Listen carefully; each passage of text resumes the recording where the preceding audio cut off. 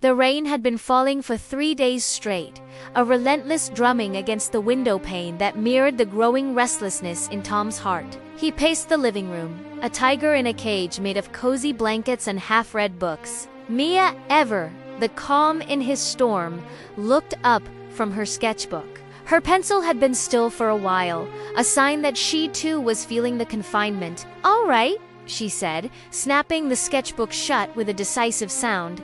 "That's it. We're going out." Tom stopped pacing, his eyebrows raised in surprise. "Out? In this? We'll be soaked before we even reach the car." "Not where we're going," Mia replied, a mysterious smile playing on her lips. She tossed him his jacket. "We're going to the museum. It's big, it's dry, and it's full of stories. Far better than the ones we're making up staring at these walls." The idea was a spark in the gloom. The prospect of wandering through halls filled with history and wonder was instantly appealing. The drive there was a blur of swishing wipers and the hum of the tires on wet pavement. But as they stepped through the grand echoing entrance of the city museum, the dreary world outside melted away.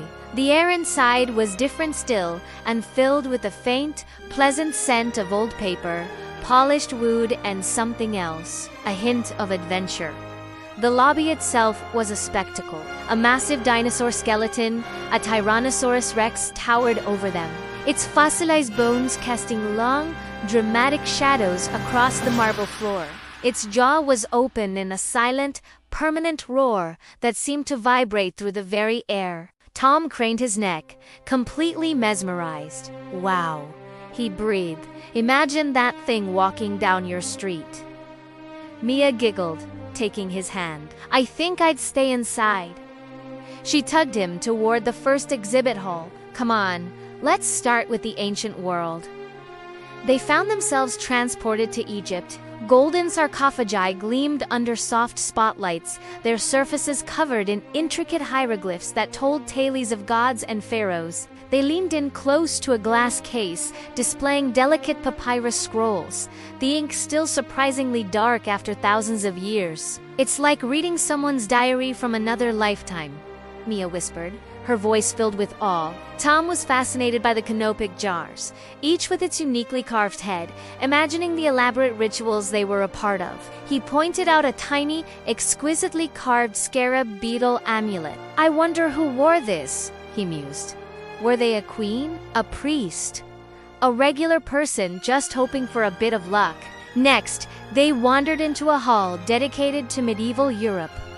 Suits of armor stood like silent, ghostly sentinels. Tom traced the dent on a breastplate with his eyes, picturing the clash of swords and the thunder of a jousting tournament. Mia, however, was drawn to the tapestries. Richly colored threads depicted scenes of courtly life, hunts, and mythical beasts. "Look at the detail," she said, her artist's eye appreciating every stitch. "Each thread is a brushstroke."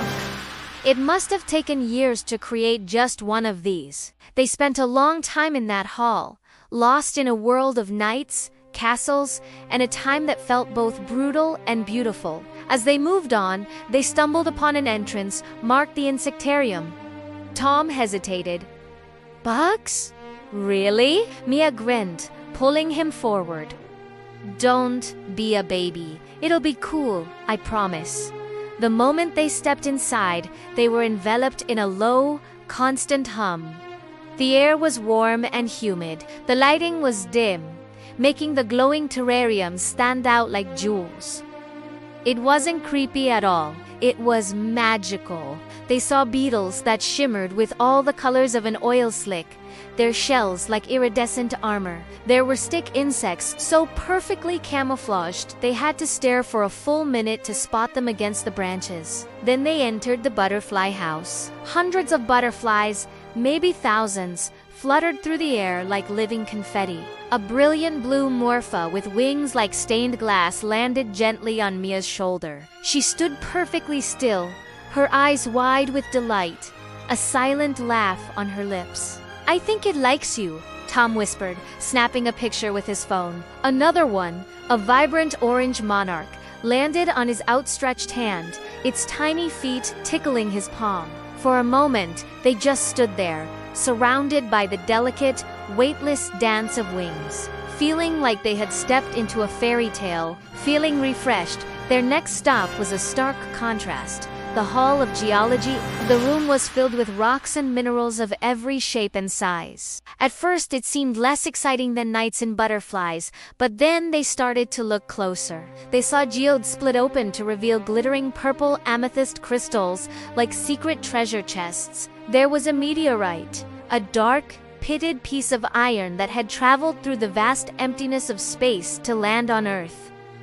Tom placed his hand near the glass, trying to feel its cosmic energy. "This rock," he said slowly, "is older than anything else in this entire museum. It's seen the birth of stars." Mia found a display of fluorescent minerals. She pressed a button, and the room went dark. Under a black light, the dull gray rocks suddenly exploded into brilliant otherworldly colors, glowing greens, electric oranges, and deep reds. "It's like they have a secret life," she breathed, completely captivated. Finally, guided by the scent of damp earth and fresh blossoms, they found the plant conservatory. It was a massive glass dome, a world of green tucked away inside the museum. The air was thick with humidity and the sweet perfume of flowers. A gentle waterfall cascaded over mossy rocks into a koi pond, the sound a soothing counterpoint to the distant echo of footsteps from the other halls. They walked along winding paths, beneath the giant leaves of tropical plants that formed a lush canopy overhead. Mia, the artist, was in heaven. She pointed out the delicate, trumpet-shaped flowers of an orchid, the fiery red of a hibiscus, and the intricate patterns on a prayer plant's leaves. "It's like nature is the greatest artist of all," she said, pulling out her phone to take reference photos. "Look at the symmetry, the colors, the textures." Tom, who usually just saw plants, started to see what she saw. He noticed how the light filtered through the leaves, creating dappled patterns on the path. He saw the tiny water droplets clinging to the ferns, each one a perfect, tiny lens. They found a secluded bench behind a curtain of hanging vines and sat down, listening to the gentle splash of the waterfall and the distant chirp of unseen birds piped through speakers. The stress of the rainy week, the feeling of being cooped up, it all washed away in the peaceful green of the conservatory. It was an oasis. As the afternoon sun began to dip low, casting long golden rays through the conservatory's glass panes, they knew it was time to leave. They walked back through the halls, seeing everything with fresh eyes. The dinosaur now looked less like a monster and more like a magnificent relic of a lost world. The Egyptian artifacts whispered of deep time and human belief. The suits of armor spoke of honor and human conflict. Back in the car, the rain had softened to a gentle drizzle. The world outside seemed washed clean, vibrant. Tom turned to Mia as he started the engine. "That was amazing. Thank you for dragging me out." Mia smiled, leaning her head against the seat. "I told you it would be better than staring at the walls." She looked out the window, watching the city lights blur past. "It's funny, isn't it? We went to the museum to see things from the past, but I feel like I'm seeing everything now a little more clearly." Tom reached over and took her hand. The museum hadn't just been a place to pass a rainy day.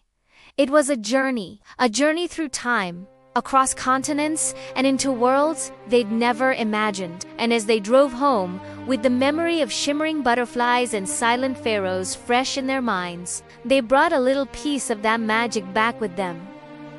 Thank you for watching our story. Don't forget to like and subscribe for more adventures.